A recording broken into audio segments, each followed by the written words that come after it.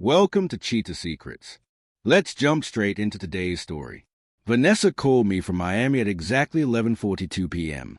The music around her was loud enough to almost drown her out, some rooftop party echoing through the phone. Her breathing was uneven, her voice trembling like she was barely holding herself together. "Phillip, please," she said. "We'll talk when I come home.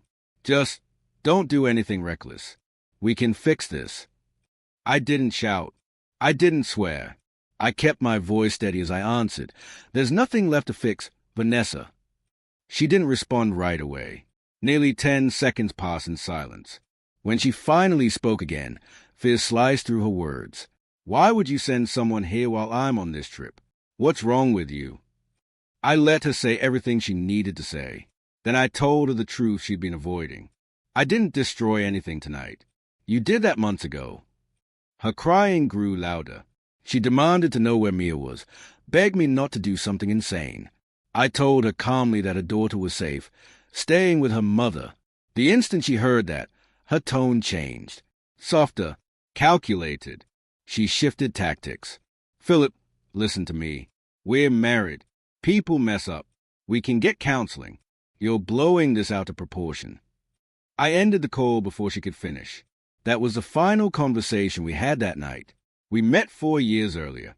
I was 38, stable career, predictable routine, a life built on consistency. Vanessa was 28, energized by loud weekends and an even louder social circle. When I first noticed her, there was something electric about her. Restless, untamed, like she was always racing against time and never stopping for anyone. Except me. Or at least, that's what she claimed.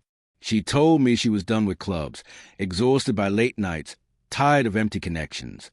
She wanted a fresh start, something genuine. She suggested we move slowly, no intimacy at first, so we could build a real foundation. I believed her. Looking back, that promise was the first lie. That slow start didn't even make it to 6 weeks. One evening after work, she walked into my place, tossed her purse onto the counter, and kissed me like she'd been deprived for days. Whatever rule she'd set vanished instantly. I didn't question it then. I convinced myself it meant we were getting closer. The real turning point came when she introduced me to her daughter, Mia. Mia was 8, sharp, curious, stronger than she looked. The first time we met, she hid behind Vanessa for maybe 2 minutes. Then she stepped forward and asked if I knew how to make pancakes. I didn't, but I told her I could learn. That was all it took. From that moment, she stuck to me like we'd known each other forever. Vanessa loved watching it happen. She'd stand in the kitchen, smiling quietly, as if she'd already decided I completed her life. Weeks turned into months. Our weekdays settled into patterns. I took Mia to school, helped with science projects, drove her to piano lessons every Thursday.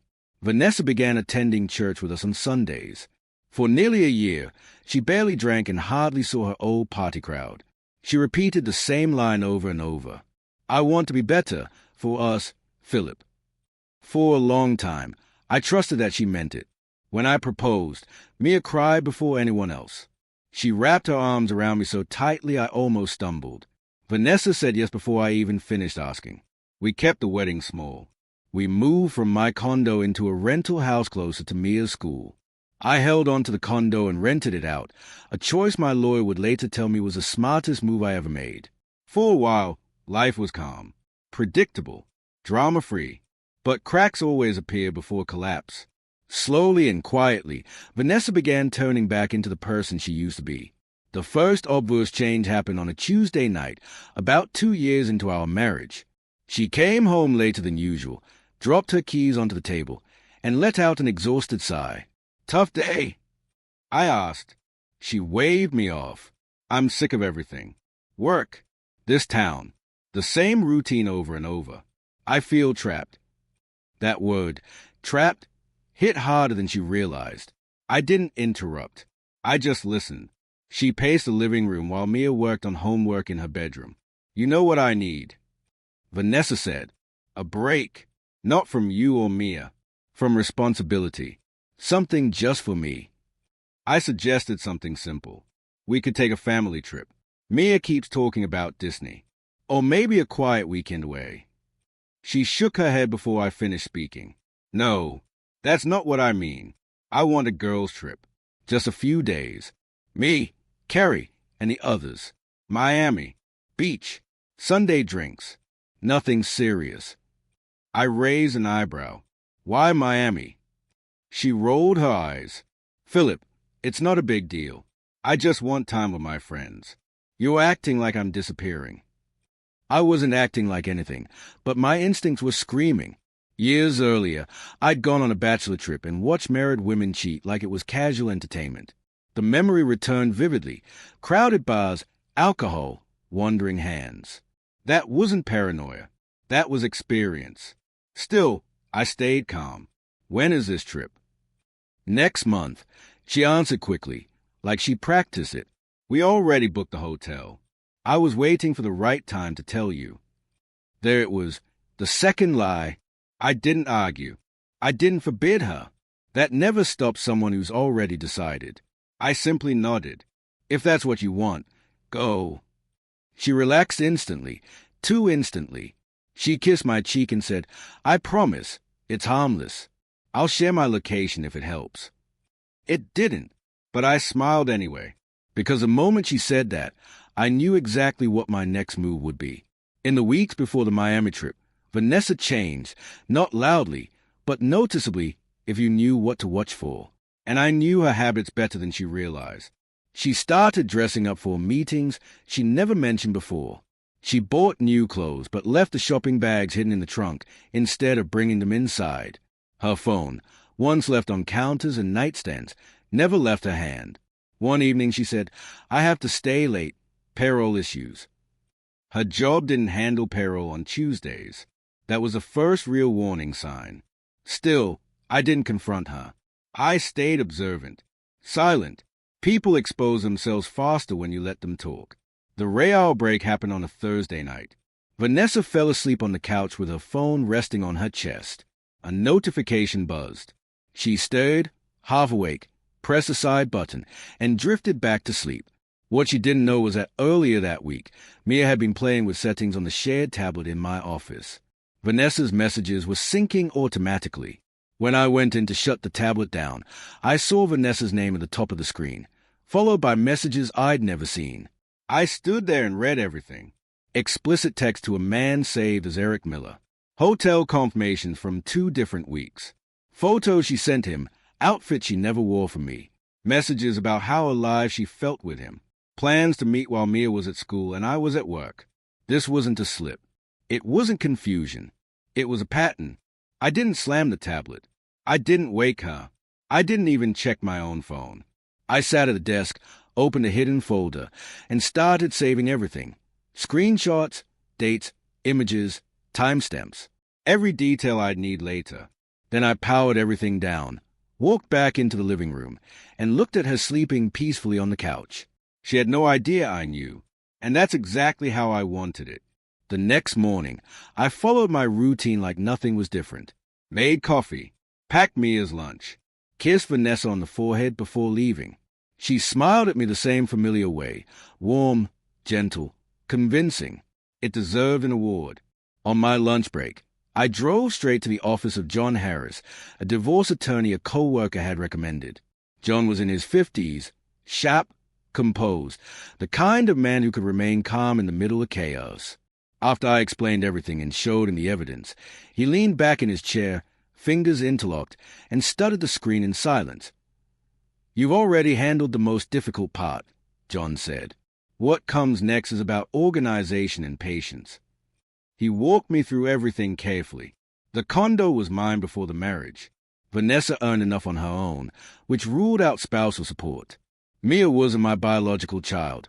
No legal obligation, though emotionally it was complicated. Then there was the proof. John tapped the folder containing the screenshots. If you want a clean exit, he said, this gives it to you. I already knew I was done. The only thing left was deciding how to end it. As he explained filing procedures, timelines, and service rules, something clicked in my head.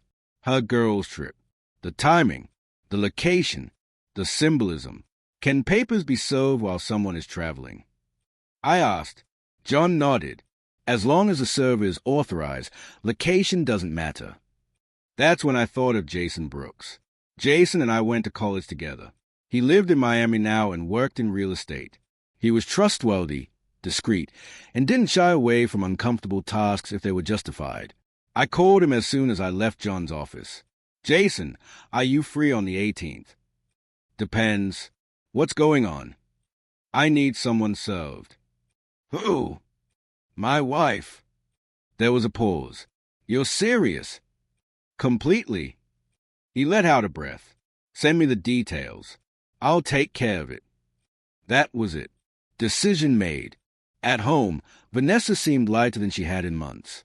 She talked excitedly about clothes, beaches, spa appointments. She was affectionate, more than usual. 2 nights before she left, she sat close to me on the couch. I'll keep my location on the whole time, she said, just so you don't stress. I smiled back, calm and composed. The truth was simple. I wasn't stressed anymore. I was prepared. The morning she left, she smiled too brightly, kissed my cheek, and rolled her suitcase out to the car. I watched her drive away, then locked the door behind me and checked my phone. Her location was already active. When her flight landed, she posted a photo of her feet in the sand. The caption read, "Reset Weekend." That's the image she wanted. Carefree, innocent, uncomplicated. But images lie. Reality doesn't. Around 9 p.m., Jason called. "I'm here," he said. She's wearing a blue dress, hair down, drink in her hand. By herself? I asked. Jason gave a quiet laugh. Not even close. I could hear the background noise, music, laughter, glasses clinking. He described the rooftop bar at her hotel. Packed crowd, soft lights, couples dancing, tourists leaning against railings. She's dancing, he said calmly, not like a married woman. And she keeps touching this guy's arm. Looks early 30s. I didn't respond. I didn't need to. Ready? Jason asked. Yes. There was a brief pause. The sound shifted, music dulled, voices closer. He must have stepped right in front of her. Vanessa Reed, Jason said. She laughed at first, assuming he was flirting. Then she saw the envelope. Do I know you? She asked. No, Jason replied evenly. But your husband does. He asked me to give you this. He placed the envelope beside her drink and walked away without waiting for a reaction. When Jason stepped outside, his voice returned. It's done. I thanked him and ended the call. 2 minutes later, my phone exploded. Call after call, message after message. Eventually, I answered. Phillip, what did you do? Her voice trembled, fractured, spiraling all at once. Please, just listen, she begged. Whatever you think you know, it's not like that. We can talk when I get back. Her tone bounced between fear and anger, searching for something that would work. Don't do this, she said. Don't destroy our family. I'll quit my job. I'll do anything. Just don't end our marriage this way. I kept my voice steady. Vanessa, you ended it a long time ago. I'm just closing what you left open. Silence. I could hear her breathing hard, trying not to collapse in public. Then she whispered, Eric doesn't matter. He meant nothing. I hung up. She returned early the next afternoon. She didn't look like the woman who had left. Her makeup was smeared, her hair unkempt, her eyes swollen. She dropped her suitcase at the door and approached slowly, as if expecting rage. I didn't give her any. Phillip, please, she said, reaching for my arm. I'll do anything. I stepped back. No more conversations. The divorce moved quickly.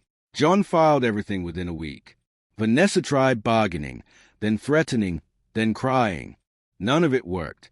The judge dismissed her attempt to claim part of my condo. The records were clear. It was mine before the marriage. She left the courtroom with nothing but what she carried in her hands. Her pride shattered. The consequences followed her harder than she expected. Friends stopped calling. Invitations disappeared. People at work whispered. Eric blocked her number, erased her history, acted like she barely existed. Her mother pushed her to move back home. A month later, Daisy, one of her former friends, stopped me outside a grocery store. "Phillip, I think you should know something," she said. She told me about that so-called reset period early on, how Vanessa had picked up an infection from a fling before we got serious and needed weeks of medication to clear it. "She lied to you from the very beginning," Daisy said. I didn't react, didn't flinch. "I know," I replied, "but it's over now." And for the first time in a long while, I meant it. 2 weeks after the divorce was finalized, I moved back into my condo. It felt smaller than the house we shared, but quieter, peaceful in a way I hadn't experienced in years. Silence no longer felt heavy. I stayed in touch with Mia through her grandmother. Birthdays, holidays, small gestures. I never dragged her into adult problems. I just made sure she knew she still mattered to me. Vanessa didn't recover easily. Her old party friends kept their distance once the story spread. Her workplace shifted her to another team after gossip got out of control. And Eric? He vanished completely. Blocked her everywhere. Deleted everything. Acted like the affair had never happened. Her mother later told me Vanessa barely left her room for days, crying about everything she lost. By then, her regret wasn't mine to carry. 3 months after the divorce, I ran into her at a supermarket. She wore sweatpants, held a small basket, hair pulled back. Life had clearly hit harder than she expected. She stepped into my path. "Phillip, can we talk?" I didn't stop walking, but I acknowledged her. "Say what you need to say." "You didn't have to humiliate me," she whispered, serving me in Miami in front of everyone. I turned to her, calm and steady. "You embarrass yourself. Vanessa, I just stopped protecting you." She opened her mouth, closed it, and looked down. There was nothing left to fight with. I walked away, not angry, not satisfied, not bitter, just clear. As I stepped outside, it finally hit me. The ending hadn't been the rooftop bar, not the envelope, not the phone call, not even the courtroom. The real ending was the moment I chose peace instead of chaos. And for the first time since the night I met Vanessa, I felt like myself again. Thank you for watching.